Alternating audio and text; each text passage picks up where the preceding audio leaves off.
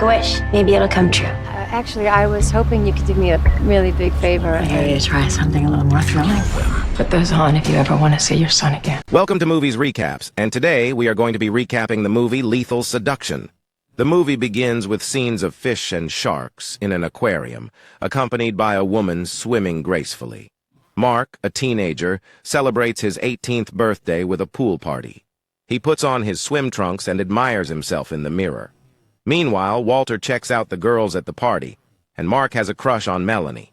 To ensure the house is free for the party, Mark plans for his mom, Tanya, to go on a date with a man named Randy.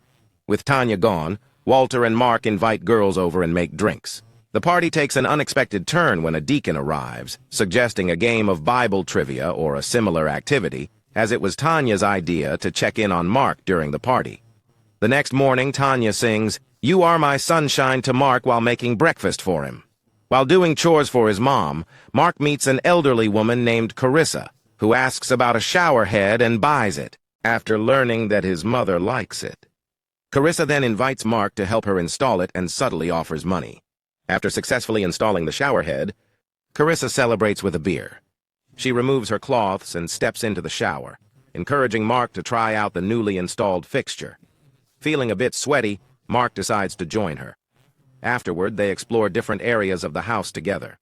Later on, when Mark excitedly recounts his experiences to Walter by the pool, Walter becomes visibly jealous.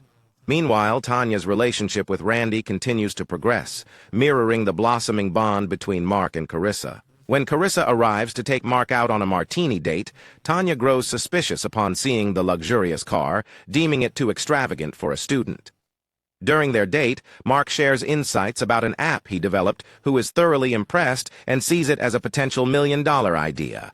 However, their conversation is briefly interrupted when another young man approaches Mark at the table, warning him to get out while you can, before Carissa returns from the bathroom. As Mark increasingly spends more time away from home, Tanya becomes upset and concerned about his priorities. Later on, Mark goes suit shopping with Carissa and enjoys a swim in her pool, showcasing his youthful physique. Intrigued by a shed in Carissa's backyard, Mark asks about it, and Carissa cryptically refers to it as her torture chamber, adding an air of mystery to their interactions. Meanwhile, Tanya, while going through Mark's phone, discovers texts from Carissa and decides to invite her over for dinner, assuming she's just another girl. When Carissa arrives, Tanya's protective instincts kick in, casting a sharp glare that sets the stage for an incredibly tense and awkward dinner.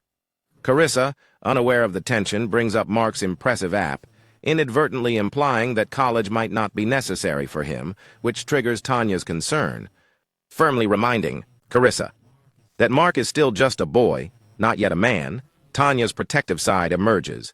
Carissa, in a playful yet assertive tone, insists that Mark is indeed growing into a man.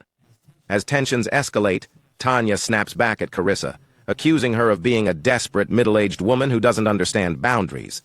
Carissa retaliates, suggesting that Tanya needs to loosen her grip and allow Mark some freedom. Unable to contain the escalating conflict, Carissa abruptly leaves the house, leaving behind a tense atmosphere. Mark follows Carissa, and they head for a swim together. In a surprising twist, Carissa playfully handcuffs Mark to the stairs, engaging in intimate activities away from prying eyes. The next morning, Carissa wakes Mark up in an unconventional yet playful manner, prompting Mark to comment, "That's the way to start the morning. It's a sign of a good day ahead." They discuss plans to visit the beach, hinting at the continuation of their earlier intimate connection. Meanwhile, Tanya conducts thorough research on Carissa, determined to understand the woman who has captured her son's attention. This leads to a heated confrontation between Tanya and Carissa, filled with catty remarks, name-calling, and tension reminiscent of a dramatic soap opera. In the midst of these unfolding events, Mark finds himself in an unexpected situation as he gets dressed in Carissa's room and stumbles upon a gun, raising his concerns. When Carissa suggests that Mark move in with her, he hesitates and ultimately declines, leading to a cool and somewhat dismissive response from Carissa. Later on, Mark reaches out to Carissa via video call to apologize for his decision, and Carissa accepts his apology, but sets a condition. He must not let his mother's influence dictate his choices. Carissa urges Mark to make a decisive choice between them, highlighting the growing tension in their relationship. Meanwhile, Tanya, worried about Mark's involvement with Carissa, takes matters into her own hands and sets him up on a date with someone more age-appropriate, Melanie. The date goes smoothly, ending with a romantic kiss that leaves Mark smitten and Tanya delighted with the outcome. However, Carissa, unhappy with Mark's newfound interest in Melanie, decides to take drastic action. She waits in Melanie's back seat with a knife, confronting her and leaving a mark on her face as a warning to stay away from Mark, revealing the darker side of her character. Amidst these personal dramas, the theme of sharks gains relevance as Randy, Tanya's love interest, works at an aquarium. Tanya, in an attempt to mend her relationship with Randy, brings muffins to his workplace, only to discover that he is breaking up with her, citing either her constant annoyance or his desire not to be a safety net in her life.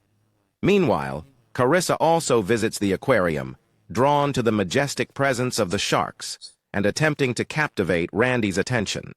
However, Randy, frustrated with the complicated situation involving solving Tanya and Carissa, ultimately rejects her advances and kicks her out. Mark shares with Walter his intention to break up with Carissa.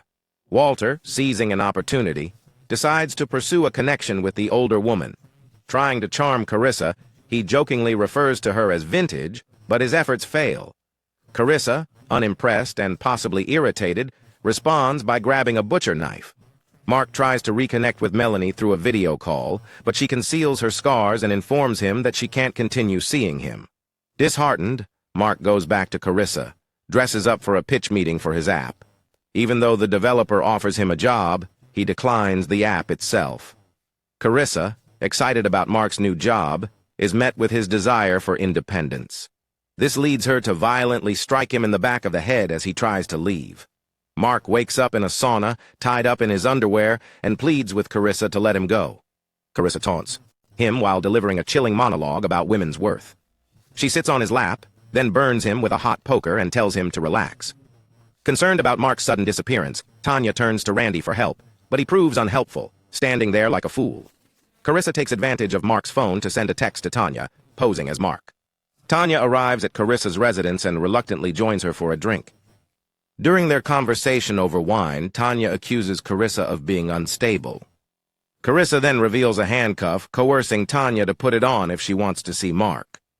Carissa creates an impossible dilemma for Tanya, forcing her to choose between Mark and herself using a gun with only one bullet. After leaving the gun and locking them in, Tanya grapples with the decision. In a desperate move, Tanya points the gun at herself, but has a sudden realization. She uses hot stones to create a loud noise and pretends to be dead on the floor next to the gun. This unexpected action startles Carissa. As she approaches, Tanya launches a fierce attack, leading to an intense physical struggle between the two women. In a dramatic twist, Tanya manages to drag Mark out of the sauna with Carissa in pursuit. Just as Carissa is about to pose a threat, Randy steps in and throws a trident, ending the danger fatally.